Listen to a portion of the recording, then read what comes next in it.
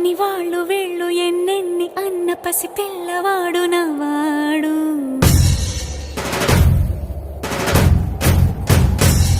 విడుముండోడు అని ఊరు వాడ అనుకున్న గాని మహారాజు నాకు నవ్వాడు.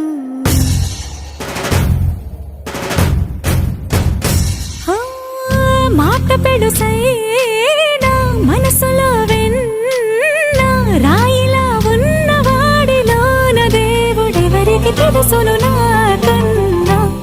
సూసేకి అగ్గిరవ్వ మాదిరే ఉంటా